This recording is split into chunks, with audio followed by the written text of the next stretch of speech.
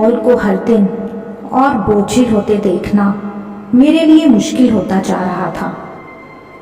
सब अपने अपने कमरे में मुंह बनाए बैठे रहते थे और सामना होने पर फीकी हंसी का आदान प्रदान करके एक दूसरे पर एहसान कर दिया करते। बेटे की शादी, नई बहू का चाव, सब एक तरफ हो गया था। मिनी कितनी गुमसुम घूमती है, मैं बात करूं सिद्धार्थ से? गलती तो है उसकी ही। ऐसा भी क्या पत्नी प्रेम में पगलाना कि बहन को भूल जाए। इन्होंने मुंह बिचकाया।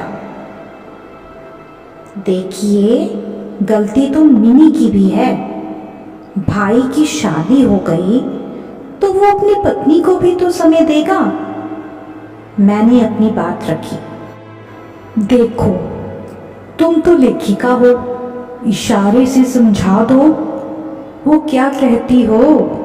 हाँ, बिंब प्रयोग, उसी तरह समझा दो। रही बात पत्नी को समय देने की, तो दे समय, लेकिन बहन का भी ध्यान रखे। अब बताओ, हमारी शादी जब हुई थी तब हम जहां जाते थे विमला को साथ ले जाते थे, कभी कोई दिक्कत नहीं हुई, है कि नहीं? बिना मेरा जवाब सुने ये टूथपिक से दांत को रेतते बाहर चले गए। मैं अपना जवाब मन में ही लिए बैठी रह गई। होती तो थी दिक्कत जब हर जगह विमला दीदी हमारे साथ चल देती थी। ना खुलकर बोल पाओ, ना हंस पाओ। बाजार, दोस्तों के घर, मेला, हर जगह झूले में पति की जगह अपनी ननद का हाथ पकड़कर कौन बैठना चाहता है? ये कपड़े की बाल्टी क्या छत पर रखनी है माँ? सिद्धार्थ कब वहां आ गया मुझे पता ही नहीं चला। हाँ हाँ, छत पर रख दो। चलो, मैं भी चल रही हूँ। दिमाग में इनकी कही बात घूम रही थी। छत पर गमले देखकर दिमाग में कुछ कौंधा। सिड, मुझे कुछ बात करनी है बेटा। ये पौधे नए हैं, इनका ध्यान रखते समय मैं पुराने पौधों की तरफ से मुंह थोड़ी मोड़ लेती हूँ। माँ प्लीज। सिड मोबाइल में कुछ देखते हुए अचानक रुक गया। साफ साफ कहिए, ये उदाहरण देखकर बातें आप अपनी कहानियों में किया करिए। घर में कौन इस तरह बात करता है? अपनी नासमझी पर मैं खुद ही झेंप गई। उसका हाथ पकड़कर मैं सीढ़ियों में बैठ गई।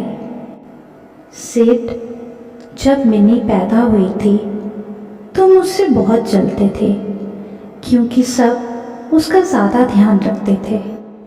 जब मैंने तुमको समझाया था कि छोटा बच्चा घर का नया सदस्य है, उसको ज़्यादा देखभाल चाहिए, तब तुमने कहा था कि इसका ये मतलब तो नहीं कि सब लोग मुझे भूल जाएंगे। उसी तरह मिन्नी भी आजकल। लेकिन माँ, मिन्नी भी तो कुछ अजीब सी हरकतें। सिड कुछ बोलने वाला था, मैंने रोक दिया। पूरी बात सुनो। अभी तक मिन्नी और तुम एक दूसरे की दुनिया थे ना। अब तुम्हारी दुनिया में कोई और भी आ गया है। ये बात समझने में उसको वक्त लगेगा। उसको झिड़को नहीं, साथ घुमाने मत ले जाओ, लेकिन उसके लिए कुछ ले आया करो। उसको आवाज देकर अपने कमरे में बुलाया करो।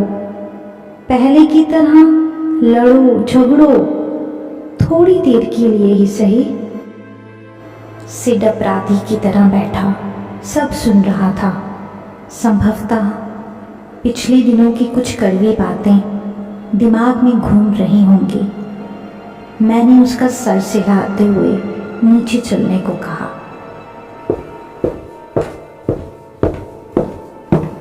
कर ही अपने शब्दों का जादू। ये सीढ़ियों के पास खड़े मुझे देखते हुए मुस्कुरा रहे थे।